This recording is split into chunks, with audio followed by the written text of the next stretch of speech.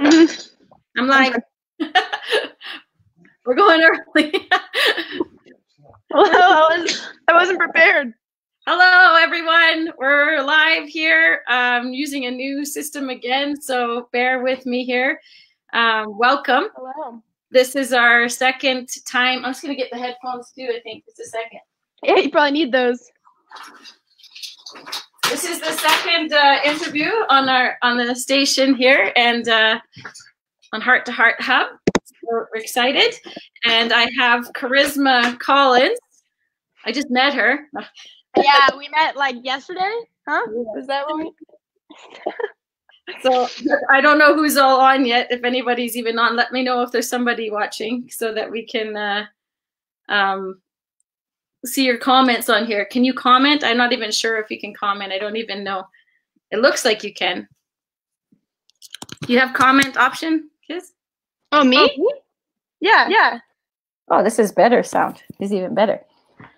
So welcome, Karisma. It's good to have you. It's good to be I don't know what the right term would be there, but yeah, I'm excited. Yes. So I wanted to welcome you and introduce you. Karisma, I posted her the picture of something about her here, so I want to introduce her properly. Just 1 second. Sorry, guys. There's so much to Karisma. Oh, somebody's saying they can't see anything. Oh, that's not good. Okay, can you look on your face? Let me see if I can look on my Facebook and see. Okay. Let's make sure. Yeah, it looks like it's live. That's not good. No, it's on there. Okay. So it's on. You can see us? Yeah, you can see, okay. I can see us, so okay. I don't know what. So Karisma is 19 years old. She's got a big heart for all those around her. She's been running social media accounts with over 1.5 million followers for the past 5 years. She's passionate about women empowerment as well as sharing the love of Jesus. She recently spent 3 months in South Africa doing missions work and has taken her missions to her social channels and back home to Canada. She is a singer, content creator, and beauty enthusiast who dreams big. And there's even so much more to you, Karisma, but this is like a good representation to start. When I was writing up the questions for you, I was thinking, what do I cover? Because there's so many beautiful facets about you.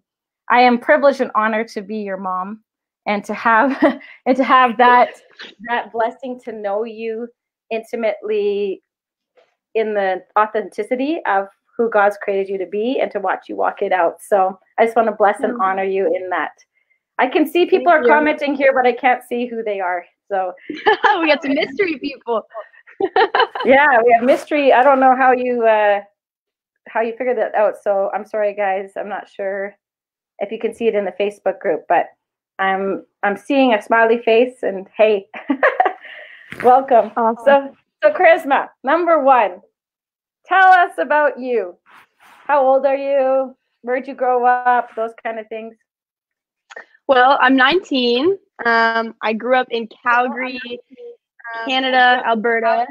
I grew up on an acreage of 20 acres. I had chickens and goats, and I had a pet bull, and it was like, it was a totally different lifestyle than growing up in LA. But so I kind of 50% grew up in Canada and 50% grew up in Los Angeles, which was very strange for me because I was like a little farm girl, and then I was like in LA in the entertainment industry. But yeah, I have 3 siblings. We're all in the entertainment industry as well. And I don't know, what else do you want to know? Well, that's a lot. And I didn't even realize until you brought it up recently how much of your life was affected differently. Like you weren't always in Canada the same as like your siblings, right? So a lot of your life was from a very young age, you were in Hollywood. And so that was kind of an interesting dynamic that I hadn't thought about. And so you had some different experiences than your siblings, I would say, which is kind of cool. Makes you uniquely you. So you were homeschooled. was your favorite teacher? No. I think it was Dad. Oh, okay. No. My question was, you were homeschooled over like about 6 years with everybody at home, and then you had some time off. She got some time off because we were traveling in the States and stuff, so that was kind of a journey. But I want to know, what were your highs and lows, and if you had any funny stories to share about homeschooling that you, for other moms out there who homeschooling or other young people who are homeschooled. Man, I was just a weird kid. Honestly, I just remember there was this one moment that I remember from being homeschooled where I found out how to open up my marker, and I was like, whoa. I was like, what is this in here? It's ink. And I don't know what in my right mind, but I started putting it in my water, and I started drinking it. Oh, something I didn't know. No, I think you came up to me and were like, Karisma, what are you doing? And I'm like, but Mom, it's healthy. Like, Mom, it's healthy. Oh. That was the weirdest memory I have of being homeschooled. But I don't know why I did that. But when I was young, it was very different because we had all of us at home all the time. And I think that really contributed to, a big part of that contributed to who I am today. I feel like if I wouldn't have been homeschooled, I wouldn't have been able to develop my own kind of point of view on things and understanding of life. Because from a young age, we were really sheltered, but we also were aware of what was going on around us. So I could learn from other people. So I was sheltered in the healthy way, but also you didn't like keep us at home all the time. Yeah. We got to see a bunch of people. We were really social. We had so much time to be creative. I think that honestly, I think everyone should homeschool their kids, and at least in elementary school.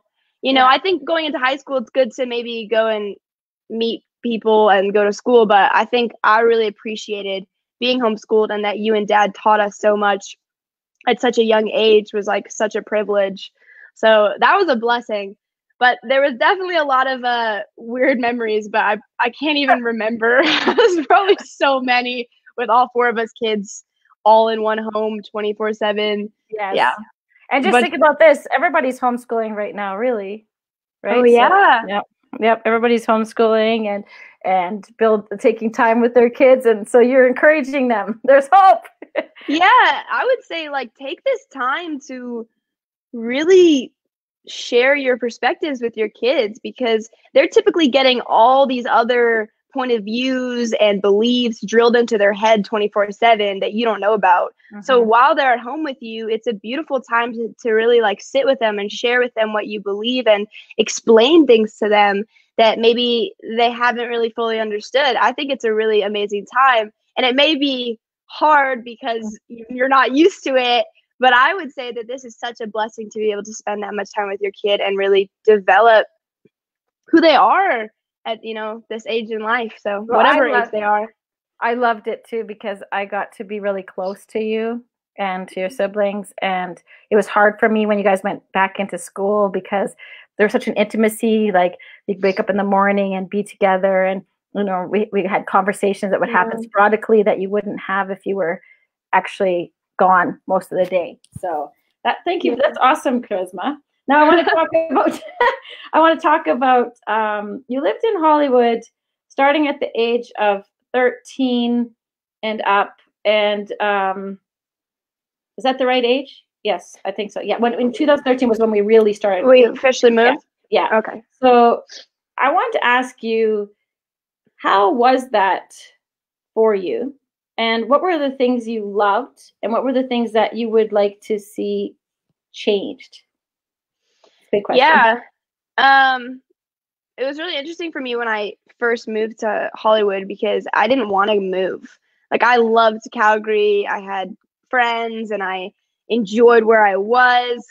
But we had kind of been going to Hollywood a little bit for the past few years, since I was 8, going back and forth. So I was used to LA.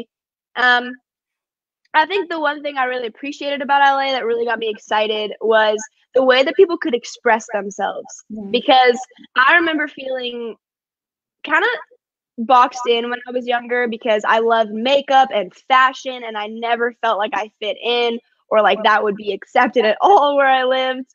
It's very different now because of social media. Everyone is super affected by it, so they're more accepting of our personal expressions. But when, I was younger, I didn't feel that way in my hometown. So LA for me was somewhere where I could express myself and completely, I don't know, just like be whoever I wanted.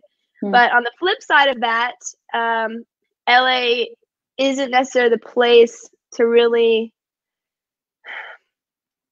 really develop a relationship with Jesus at all, or become a strong person with a good foundation, because everything's constantly moving. You're constantly doing something, and typically you're doing something to please other people. So you kind of lose out on this like substance that most people, typically get growing up, because they learn to have a foundation. They're probably staying at home more often. They're probably around more family members. In LA, there's not a lot of family. A lot of kids go out there alone, and they don't have anyone to watch their backs. And that's kind of sad, because a big part about who we are is our family. And so I'd say it was kind of hard maybe being in that culture where everyone's kind of fast paced. They all party 24/7, and you get sucked into that so quickly. There's a lot of things I could say that, I wish were different, but at the same time, every place has its ups and downs. But I think LA taught me a lot. I think I'm really thankful for the time that I did get to spend there. And I'll probably at some point go back, but it'll be different, just because of how much Jesus has just radically changed my life around. But yeah, I don't know. You're gonna go back on a different mission, and like you've been talking to me a lot about no compromise and understanding what that looks like. And I just want to bring that into when we were in LA in 2018, I believe, no, 2019, the beginning, we're packing up, and someone was helping us move, and I was in the room with you. So I kind of want to lead up to what prompted you to like leave Hollywood and to go to YWAM? Yeah, so the year leading up to that was a very interesting year for me. I kind of lost a lot of things in my life, a lot of friends, a lot of money, I felt like I was having an identity crisis. I was like, who am I? What does my identity even mean? Like, what makes me unique? All this stuff. And I was just like, okay, who am I? So God kind of came in and was like, Karisma, I'm here for you. I love you, and radically encountered me. And so then I got baptized, and everything just started to get even more crazy. Wow. The Holy Spirit came in my life even deeper. And so I was kind of on this journey of like really taking off all these facades and trying to pretend to be like somebody else. So yeah, it was kind of a journey leading up to that. And then when we were moving out of our apartment, my sister's friend was helping us move, and he mentioned that his sister was going to a place called YWAM. And I was like, what is that? And he was like, it's Youth of the Mission. And you basically spend 3 months on base, learning about Jesus, being like poured into, going through lectures, and then 3 months on outreach, just serving the community you go to. Wow. And in that moment, God said to me, you're going. So I was like, okay, I'm going. Unbeknownst to me. Yeah, I was like, cool, all right, let's go. So I literally was gonna go a month later. It's $10,000 to like get in, and I didn't have that at the moment, but I was like, all right, let's go. So I was like, God's gonna provide. And neither did we. Yeah, for real, nobody had that. So I was like, okay, God, like, should I go this month? But then I ended up, I think, going to Europe, because my Europe trip was really close to when that was. So then I ended up doing it in September instead of April. But I'm really thankful I did, because I was supposed to go at that time. But yeah, it was kind of just a bunch of things leading up to it. But he also mentioned traveling and Jesus, and I was like, I love Jesus and I love traveling. So I was like, this isn't a hard decision for me to make. Yeah. But yeah. And wasn't your word for the year trudging? Yeah, my word for the year was trudging. Yeah. We were like, what? Like, what kind of word is that? Yeah, that was my word for the year. And I was like, what does this mean? We like dissected that and figured out the definition. But it really was. We saw the positive. We found the positive in trudging. Yeah. we did. It's like going forward in a direction, like, what's the word? Like intensely, like determined, determined, without looking left or right, sludging through mud.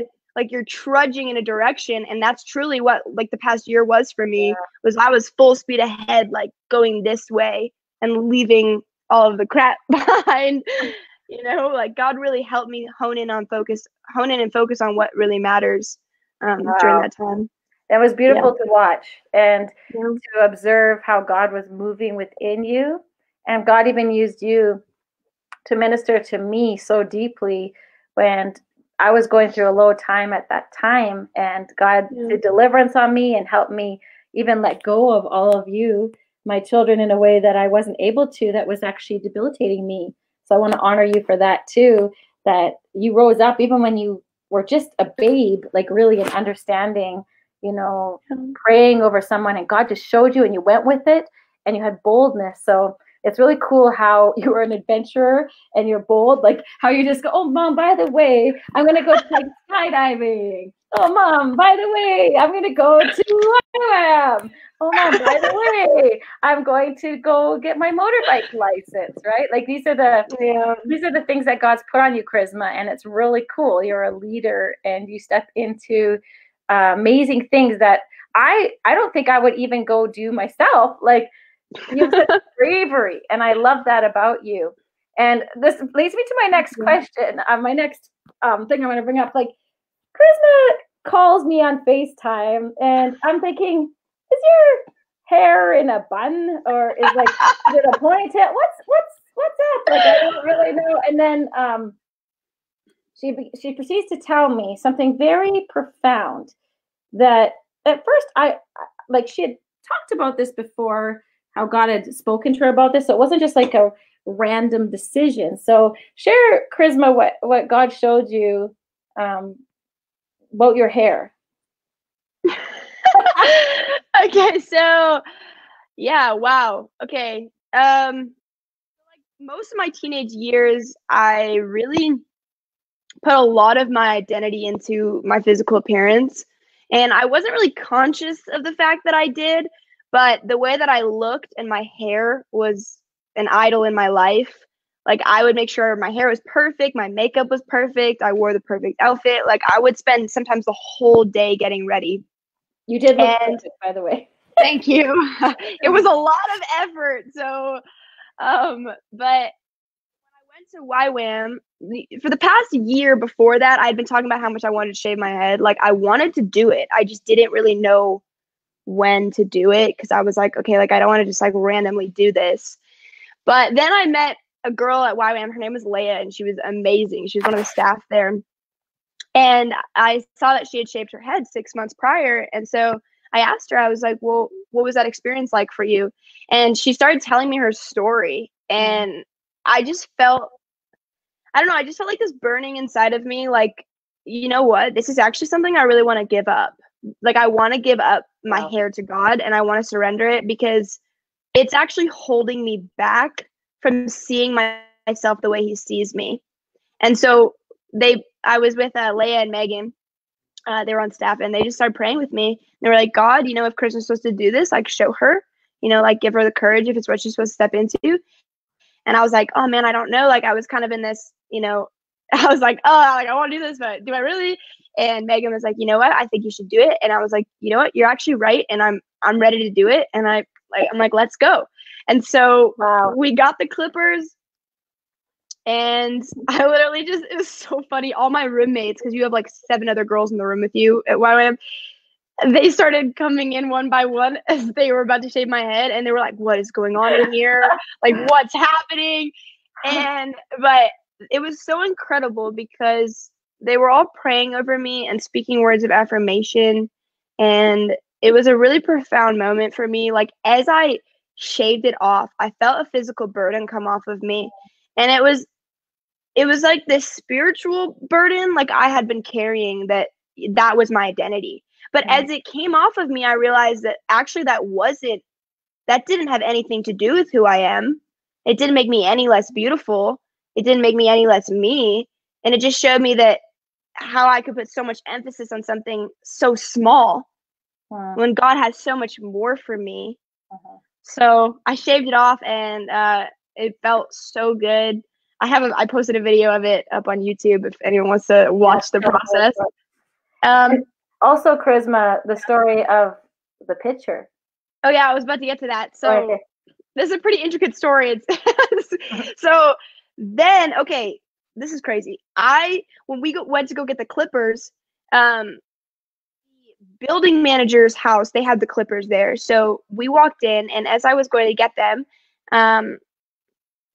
I saw the young girl, the youngest daughter there, she was like, I was painting a picture, and God told me not to put hair on her.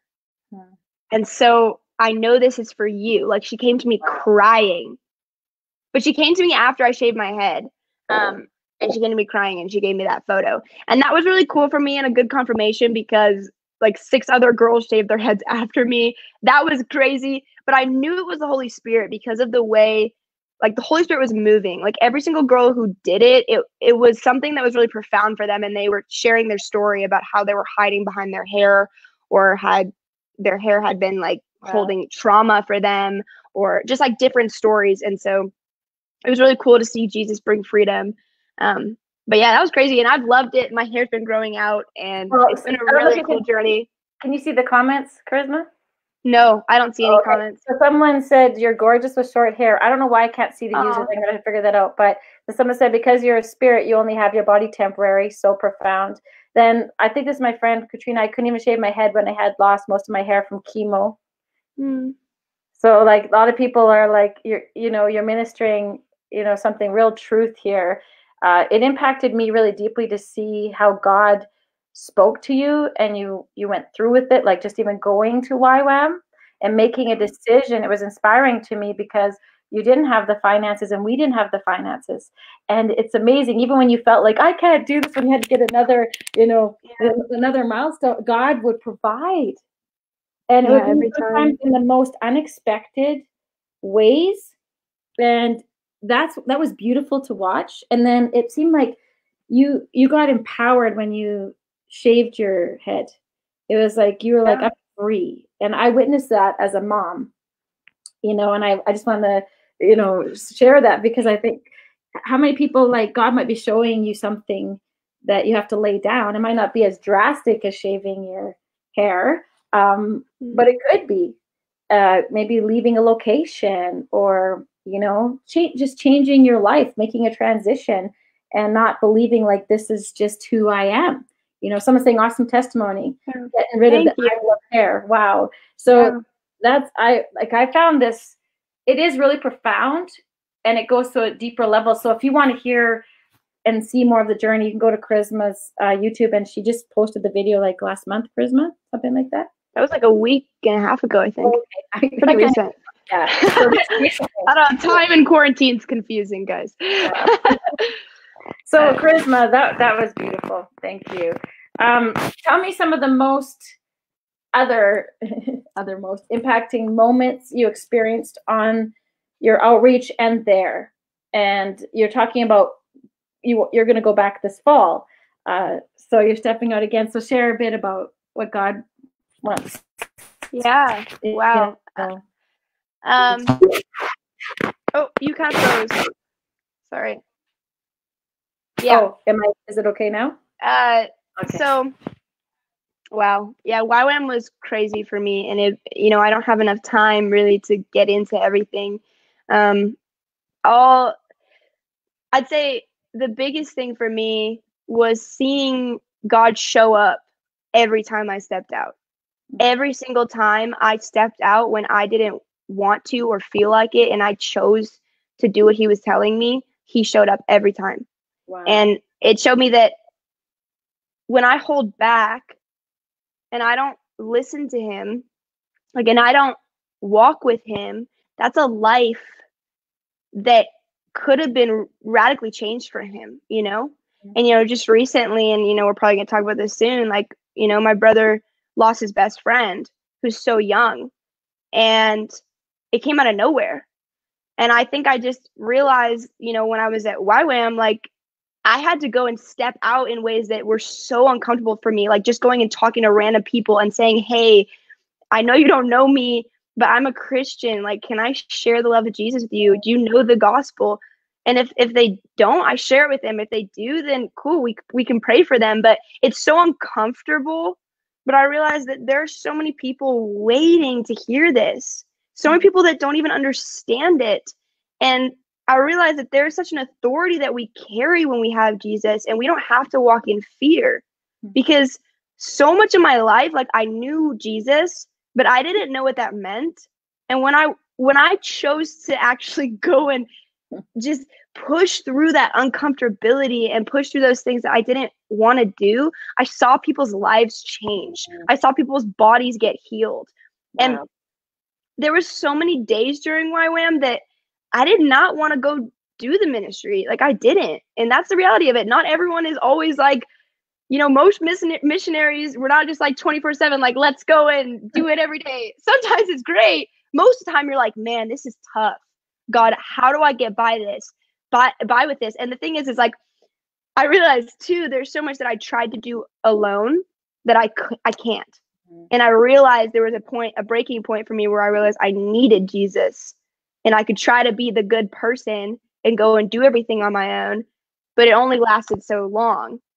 And then I realized I needed him in every one of those situations, especially when I come to the end of myself, especially when I'm having to pour out love for other people. So I'd say that's the biggest thing I've learned. You know, there's a lot of incredible stories. I really wouldn't have enough time to get into them. You learned about children, like, because you're the youngest in our family, and so you were sharing how yeah, it really opened your eyes to how much you love children. Yeah, I never spent any time with kids growing up, like rarely. First time I ever held a baby was like 2 years ago. And ever since then, I haven't held another baby up until Zachary. But I spent like 2 months working with kids. Well, it was like a month and a half. And a lot of these kids come from really broken homes, like, you know, drug addictions, alcoholism, and sexual abuse. Really sad stuff. And that, you know, I got to work at this one place in where was that? I think that was in Musenberg. And the kids were so precious, but it was hard for me because I'd never worked with kids, and I actually ended up, we each got our own class, and I ended up with the biggest class, and there was 24 kids in my class, and my teacher would just leave me sometimes. And guys, I don't know how to work with kids at all. But these kids also don't, you know, they don't get normal training at home. And so they don't understand discipline the same. And so it was really hard. And I literally came to a breaking point where I was like, I do not know how to do this, God. Like, I need you, because I was so overwhelmed. But something that I realized working with kids, the cool part is that you don't see the transformation right away, but you know that you're planting seeds. And I think there's something profound about that, because a lot of times, yeah, we're planting seeds in good soil. Yeah. But like a lot of times when we go do ministry, like, you can see the fruit of what you're doing. But with kids, it's different because you spend all this time with them, but you don't really see it right away. And so it was good for me to know that, okay, I don't actually have to see it right away. Like, I know God's going to move in their lives, and all these prayers that we prayed over them, we baptized them in the Holy Spirit. We had kids accept Jesus into their hearts, like, and that's going to change their life forever, you know. And I'm not going to see that right away, but it was really cool to be able to be a part of so many. I literally spent time with so many different kids over the course of that month and a half. But yeah, well, I saw the joy, like when you got baptized in LA in that was 2018. Yeah, close to Mother's Day, close to this time. It was April Fool's Day that I got baptized. Oh, yeah. So it's close around. That's funny. But the joy that was on your face, I'd never seen. And then when I saw pictures of you with the children in Africa, I saw that same smile radiating out of your heart. And that's so beautiful. And you know what you learned with the children is what we as mothers need to be encouraged as well, because we're planting seeds. Yeah. You know, I'm looking in front of me, you know, at seeds that God planted through me into a beautiful young woman. And that's exciting. That's a testimony for other moms. We did have our hard years. We had hard times, struggles, things that weighted down, for me, for you. It wasn't all easy and nothing happening, but God was working in both of us, and he was planting seeds. And what's so cool, Karisma, is now you plant seeds back into me in a whole new way. Like today, she's handing me, I never planned to do this, but she's handing me. You could read a quote off there. She's handing me quote cards. I actually have the one on top, actually, by accident here. She's been copying quotes, and she's like, I was talking about feeling overwhelmed about something. She's handing me one card at a time of all these. Like, if you want to copy, we'll take pictures and send them somewhere. Let me know. Yeah, there's some good ones in there. Here's one by Earl Nightingale. The human mind is the last great unexplored continent on the earth. It contains riches beyond our wildest dreams. It will return anything we want to plant. Oh, that's funny. Yeah. Segue right there. And God created our minds to do that. So. And you were planting into me today.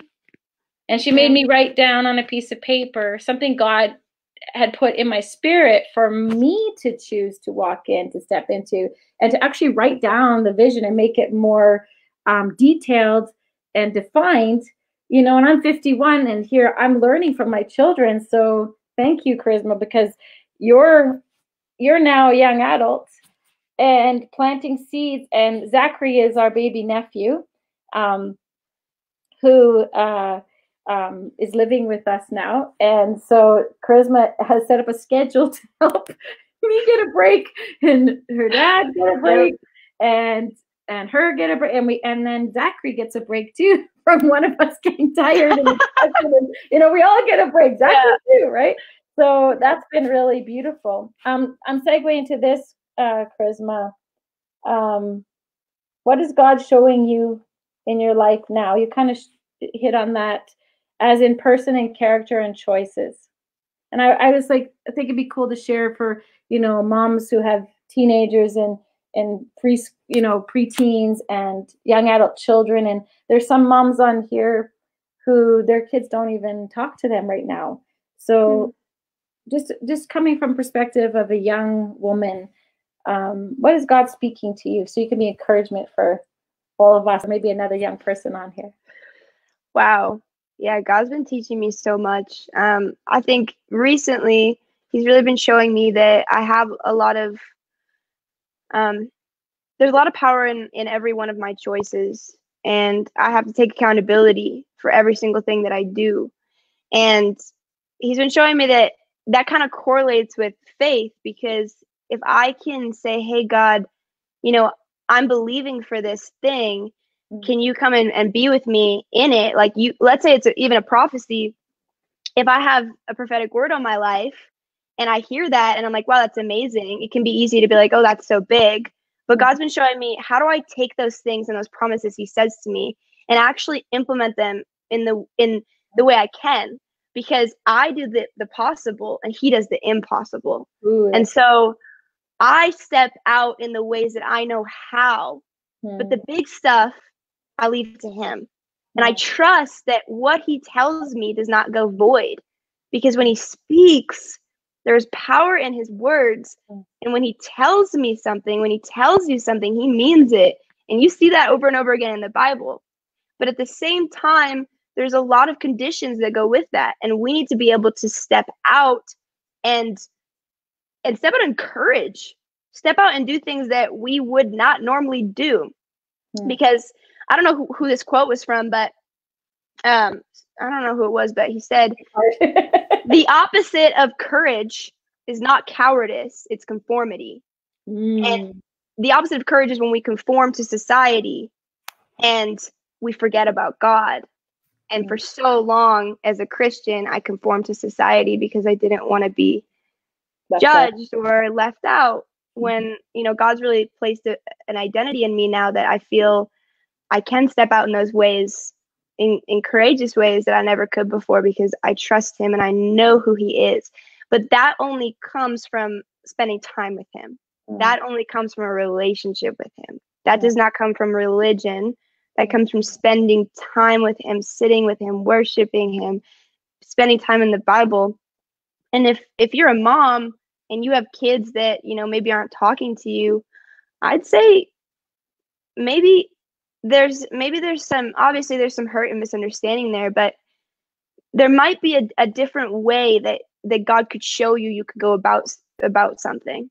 Because sometimes we have these, like, me and my mom have had it before, like, you deal with this miscommunication. You say something and then they take it completely wrong, and then vice versa. But they love you. Your kids love you. But I'm sure there was a deep hurt there. And so it's important to spend time in our hearts with Jesus on those hurts, because it's a two-way stream. So most likely, there's been something that's hurt them and something that's hurt you.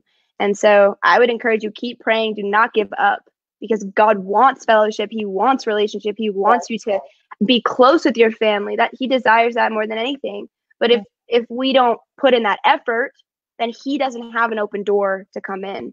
And so I'd say that, but there's a lot of things God's been teaching me, but I'd say mostly just trusting him and getting to know him as a friend and as a father, because, that's who he should be in our lives. So that's beautiful, Karisma, and I see that in you.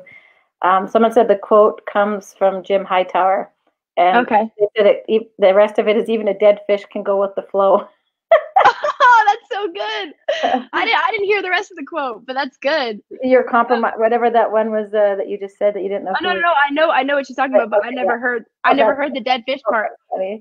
And someone asked us to pray for their nieces and nephews and for their daughter, Nicole. So we just lift them up in Jesus' name, and God, that you would speak to them, and also help these ones that are here, God, to hear from you in creative strategies, because God is opening up relationships for me that I've been really hurt by with young people in my life. And as I release them and stop focusing on them and just trust God, which is not easy, it's very painful, God is opening up, and I'm getting love letters randomly. I'm like, thank you, God.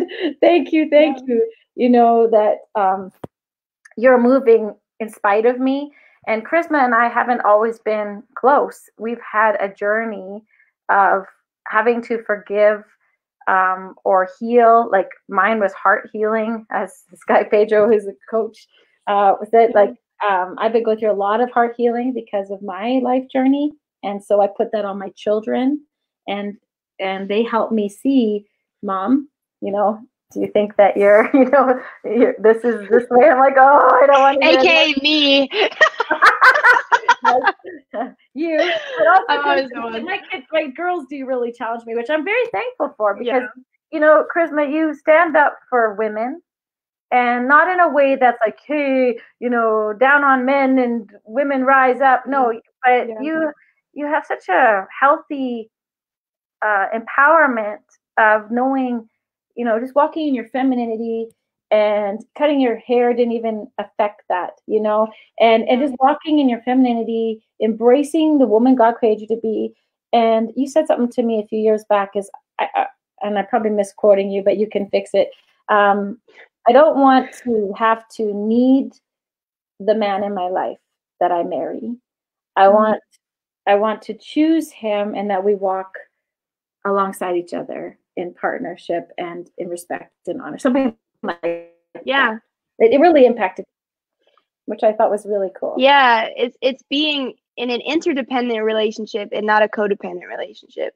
Because when you're interdependent, you both come into the relationship knowing who you are, bringing the creativity, the gifts, the beauty that you carry, and bringing it together, and like that helps each other, rather than it being codependent where you need the person. Like I think that's something I had the privilege of really being the youngest cousin on my dad's side, and like a lot younger than most people in my life. I got to watch a lot of relationships, and it's so important that when we get into those relationships, that are going to be with us for the rest of our lives, we know what we're bringing, and we know what they're bringing, and we know that they can't complete us, and I can't complete them. And that's something that's really always been so important to me That's why I've waited to date, because I don't want to get in a relationship that isn't all that God has for me, because he has the most beautiful, perfect, amazing man for me. And I trust him in that. And there's no worry. And none of us should have worry about that. If any of you are single, he has the perfect man for you. I promise you. Amen. I want to say one little thing about that. I've been hearing all these stories about Christian couples where they all of a sudden got to the point they really wanted to find their spouse, but they got to the point and said, God, you know what? I give up. They're like, you know what? I trust you. And they're like, I'm not going to date until I find everything on this list. And they wrote down a list. And so I recently just did that. And I wrote down a list of things. Oh no. I wrote down a big, long list of things that he loves Jesus. He has faith. He's an intercessor. Like I got a long, amazing list. You're decreeing it out. I'm decreeing it and prophesying it. And that is not too much to ask. Ladies, you can ask for whatever you want. Matthew 7:7. Ask and you shall receive. Seek and you shall find. Knock and the door will be opened unto you. So I talked to her today about that, because it's so powerful. Like, do we understand that verse? Do we understand that God is a good father and he wants to give us the desires of our hearts? And if you desire to end up with a godly Christian man who's confident and doesn't struggle with porn, doesn't struggle with lust, can respect you, you deserve those things. And that's something I'm so passionate about, and I could really talk about forever, but we should never have to settle in that, especially that area, because that's the person we spend the rest of our lives with, you know? Yep. And if you're already with somebody, and if they don't know Jesus and they do struggle with that stuff, pray for them. Because if you trust God and you have faith, he will change their hearts around. You have a lot of raw section here. Yeah. That's faith on God, just a man to get you completely to understand you and love you for who you are. Yes. And also, someone else said their list is very long. I wish I could see people's names. I'm sorry, guys. Right. But Karisma, it's not that, hot stuff on your cup. That's great. It's not exactly hot stuff, too. They have to be hot stuff, too. Yeah. It's not that you didn't have your heart pulled or wanting to, be in a relationship, but you kept bringing it back to God, and it doesn't make someone better or whatever, but it helps you to be healthier, which a lot of us, we didn't understand this. And so you can be, impacting other young women, and even women, 20, 30, 40, 50 that are still single, 60, and say, hey, God has a plan for you. But sometimes it's writing that list down and decreeing, like what we learn in other areas of our life that we were talking about today, even with Dad, is how our mindset, we have to believe that God wants to give good gifts to his children. We have to believe that, or we'll sit here going, he doesn't care about me, and he does. And so that's something that God is showing you in different areas of your life. And you're also encouraging me. I'm starting to do things that I never did all my life. And so what we're doing right now. And so it takes courage. I have to come out of my comfort zone and to step out. And you're inspiring me by doing that in your life. Like when you went skydiving, I don't know if I'll ever go skydiving. I won't say never. Grandma said she'd do it. But yeah, I got to take Grandma. Grandma said she would. So we're calling you out, Mom. We're calling you out. Grandma, you better come with me. You're on live. Guys, you need to keep my grandma accountable. Her name is Linda Paquette Smith. So go send her a message. Tell her we're going to go skydiving together. Skydiving it is, yes. And Karisma, something that I admire about you is it was hard when you were growing up, because Karisma didn't hear no. Oh, no, I know. Even about her cats, like I told her, 85% no. Okay, guys, let me just ask you a question here. If you hear 85% no, there's a 15% yes right there, and I was not going to give that up. So I said, hey, Mom, I was like, let's just go to the cat shelter. I was like, let's just go there. We can just go see the cats. We don't have to buy one. Okay, we get in there. We see little Bella, my cat now, and I picked her up, and she was so cute. She gave me like a little kiss, and I was holding her, and my mom was like, Karisma, blamed you. Literally, my mom, it wasn't even me. My mom said, we're not leaving without her. We have to take her. We have to get her. So true. But then we got another one that I know said we got no. another one like 6 months later.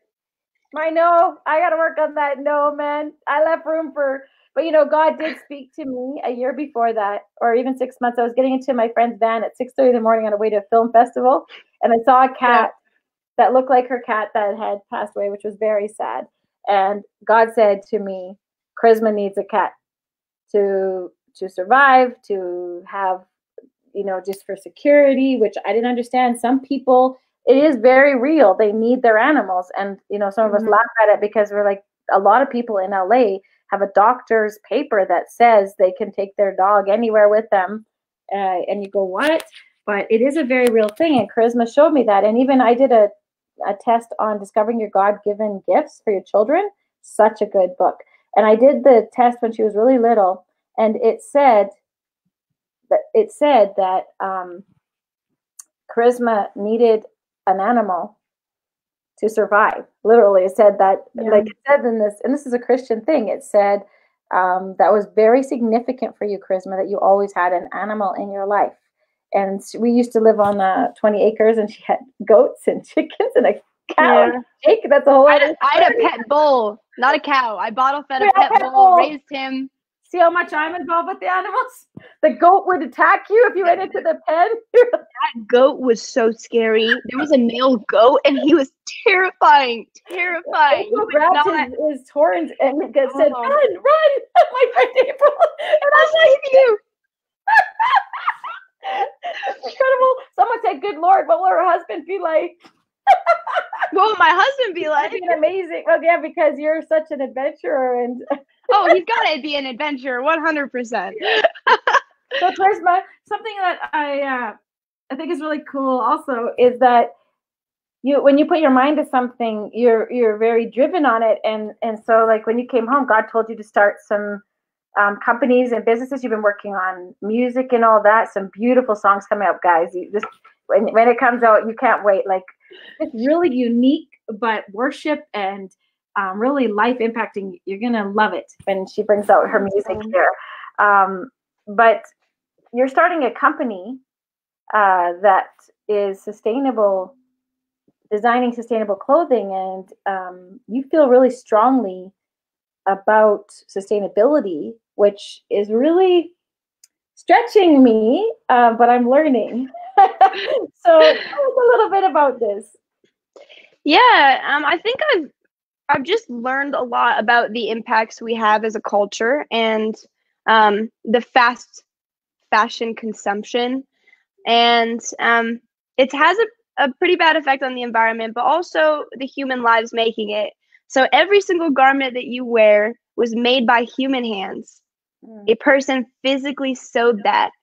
The sad part is that the majority of the people sewing your clothes aren't getting treated properly. They're in really bad environments, which are toxic and giving their kids deformities and giving them cancer and other diseases because of the dyes in our clothes and the chemicals they use to make the fabrics. Not only that, some workers get paid as low as $2 a day to make your clothes, and it continuously goes down because of the demand for cheap clothing.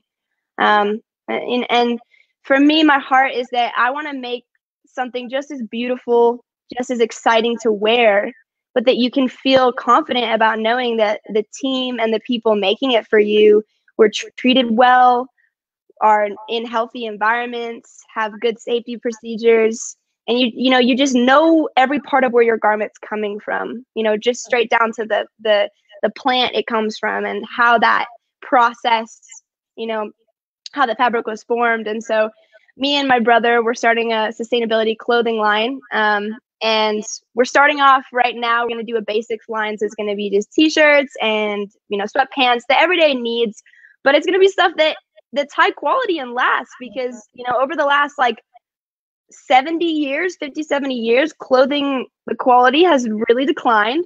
So if you go to a thrift store, you're going to find, higher quality clothing because back in the day, it was made in America, hand sewn.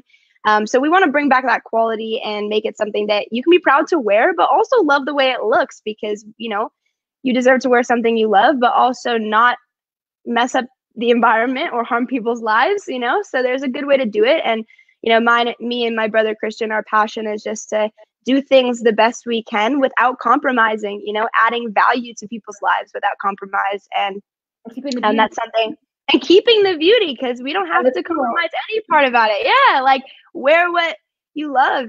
And on the other side of that, soon, not yet, it'll probably be in a long time, but I've been actually designing clothing that I'm very, very excited to at some point release, but we're not doing that right now. We're just going to start off with the basics that everyone can get. Designs, I've seen some of them. I'm like telling you, the music and the creations, this girl is artistic, is her name.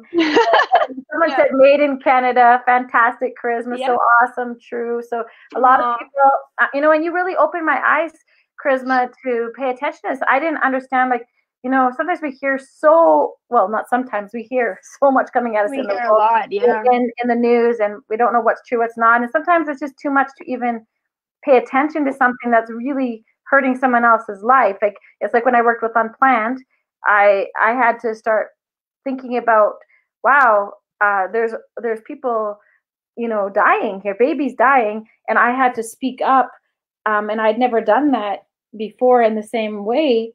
And it's hard because you're pushing against other people not knowing the full truth, and or having a hard time looking at the whole truth, because it means such a life change. And we all have different opinions of different things, and I'm not trying to get political on that, but I just think that you bringing the sustainability to me was like opening up my mind to go, oh, now I have to pay attention to this, which I didn't want to. Like, I'm just being honest. I didn't want to, because I'm 51 and I never really paid attention. Even like recycling, all those things, like they make it important, and I should care more. And sometimes it takes, you know, someone like you to step in and say, hey, wake up, look, people, you know. And a lot of times you're going against the flow, which is hard, because even some of the companies that think they're sustainable, you're finding it's not pure, right? And so I pray for you in this as you journey through, and that you'll find people with the same passion. And if someone said, wishing you success in your endeavor. Yeah, thank you. Yeah. And hello, whoever that is. I can't see names for some reason. This was we're coming close to the end of our hour here, so I'm trying to get through the questions, and it's been so fun. Like, I know, I enjoyed this. Like, we live in the same house, but this is kind of fun. I have so much to say too, but I know we have like a time limit, so I'm like, oh man, like maybe we'll do part 2. Yeah, maybe we'll do a part 2. Yeah. Thank you for being on here, and you're making me more comfortable. So this question goes a little deeper. You touched on this earlier. We just experienced a year of such great losses of people that we love. And just rolling through that, that's how we ended up with Zachary in our home. And then just on Sunday night, on Mother's Day, on Crawford's best friend, my son Crawford, and Karisma's brother Crawford, his best friend, who is his YouTube partner and also housemate with a group of people or influencers, like they're really tight, like tied tight, got in a car, and 2 minutes later his life was ended. And that has sent us reeling. Like, the last few days have been we're like, whoa, what just happened? You know, there's so many pieces of this. Like, we're still dealing with the losses of my sister and brother this year, Karisma's aunt and uncle, and other transitions and big changes, big things. And this was like so blindsided, and in Hollywood as well. And you know, you think, well, all these factors they put in the news, but it's not the whole story. Like, we know behind the scenes, and it just was one wrong choice of wonderful people, like just young people wanting to go have fun, you know, for a moment, and a life is lost and another is going to prison. And I was just wanting to ask you, Karisma, like, this is just one thing, but there's so many things that are happening in your generation that you know, there's a lot more of it going on, with, you know, people drinking or being on drugs or whatever. Do you have anything to share from a millennial perspective, like to help those who are millennials and to those of us who are parents? Like, is there anything? I mean, I don't know if there's anything we could have done to stop that. I felt for myself that could have been more there to know, you know, Crawford's friend, or to be involved. You know, I couldn't have stopped that decision, but you know, we always do the what ifs. But now from here forward, what would you say God's put on your heart that could encourage or help in these kind of situations? It's a big question. Yeah, I mean, there's a lot of things to be said about that, you know, going in different directions. But I think something that hit me was the day before Corey was declared dead. I was talking to Chris, because we have our daily business meetings for our clothing line. And Corey, you know, Chris has been staying at Crawford's house since he's been in LA, and Corey came in the door, but he was kind of hiding behind the door. And I saw him, but I wasn't super close with him, you know, and, you know, I just never took the time to be close to him, you know, and I just thought, you know, I'm going to say hi to Corey. I was like, hey. And he was like, oh, hey. And he kind of perked up. He came over, and he was like, I'm just trying to get someone to film because it's my birthday tomorrow. And I was like, happy early birthday. And that was the last time I talked to him. But I could have not said hi. Mm-hmm. I could have just ignored him. Mm-hmm. But it was crazy that that moment that God gave me to actually, I don't know, connect with him, because I didn't see him often, you know. I knew that he was my brother's friend, but I never talked to him much, right? Mm-hmm. But everything changes the moment somebody's gone. And I would just say, every time you see somebody, even if you might have a lot of hurt in your heart, or you may not absolutely love that person, take that moment to show them love, because it might be the last time you have. And it just hit me that that was such a quick decision that I could have not made, you know, and how thankful am I that I did. And so I would say that with everyone in your life, if you have deep heart pain, or if maybe you don't even particularly have the interest in getting to know someone, or maybe, you know, think twice and think, maybe this person, you know, this person is valuable, but how can I actually show them love, even when it might not feel the most natural, or even when it's a little bit uncomfortable, or even when you might have some unforgiveness in your heart, or deal with any of that. I would say, you know, try your best to step out and just do a nice thing, or just say hi, because it really could be the last time you ever talk to them. And I just think that it's really hit me that, you know, we're all living together on this earth, and we take each other for granted, but every single life is so valuable. But a lot of times we look really inward. We forget to look at those around us, and really take a second thought about caring for them. And I would say, just really try to think twice when you're around people, even if you don't know them, even if you maybe don't like them, because I'm sure you could change a life, but also, you know, that could create a beautiful memory. So, and I was thinking, that's so beautiful, Karisma, how you shared that, because God's showing me that too. It's like what Corey was writing, underrated, and on his social media, and yet God is using him to touch the world now, with young people putting blue for Corey and saying no drunk driving. And so here we are. I didn't get to know him. I said to Crawford, I'm sorry I didn't know him like you did, you know, and I want to make different choices in that.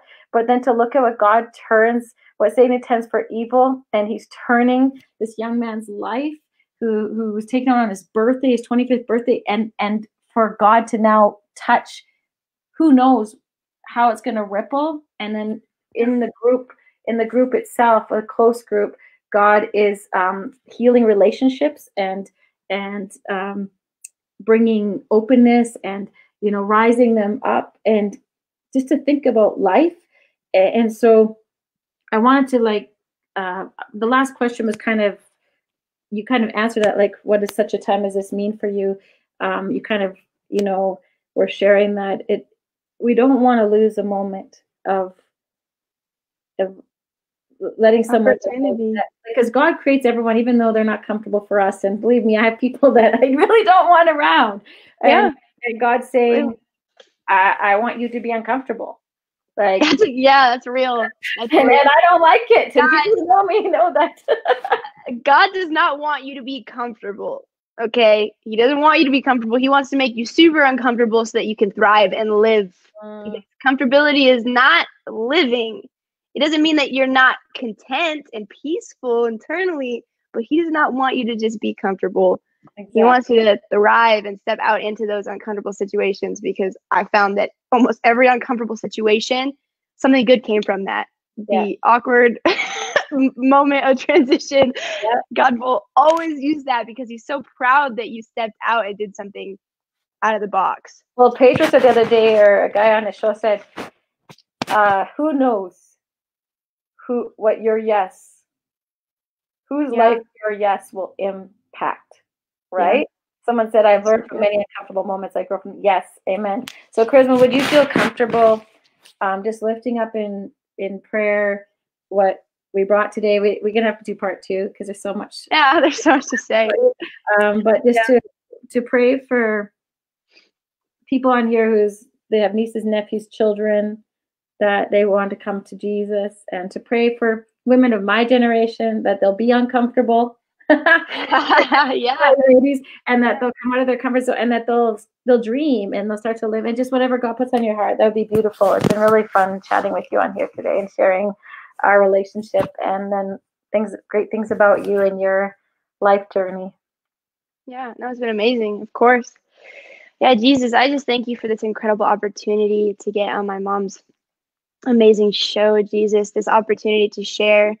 I just pray for any relationships, God, with parents and children, you'd mend them, Jesus. And I pray for deep faith that you're going to do what you say, God. I pray that in those places where maybe their hearts have given up and they don't know where to look or what to do, God, that their eyes would be directed back to you, and that you would just build faith back into them, because faith is a gift, God, and you give it to us, Jesus. So I pray that, you would just show these families what you're doing, that you're going to mend them back together and bring your love back in and relationship back in. And I also just pray for, maybe some women on here that are older and are afraid to step out, God. I pray that you would give them a deep courage, just a courage that came out of nowhere. I pray that they'd be shocked at the courage that they're about to feel. I pray that you would actually place something in front of them that they would want to do so much, that even though it feels impossible, that everything inside of them will have to do it, God, because you place it in them. And I pray that through that, they would see the possibilities that they carry and that you carry, God. And I pray that they just be able to step out in more and more boldness and courage than they ever thought before, God, in every aspect of their lives. In Jesus' name, amen. And thank you, Karisma. I was just going to say, when you came home, you said, just tears in your face, you said, it takes one person to make a difference in a family. And you're teaching me that and being reminded of that. So thank you. And thank you for being with me here today and joining with everyone else here. Thank you, everyone else. I wish I could see your names. Thanks, guys. On our Facebook, and I'll go respond there. But God bless you. And Karisma, I'm excited to bring you on again next time. Yeah, this is fun. Thank you. I love you. Love you. Bye, guys. Bye-bye.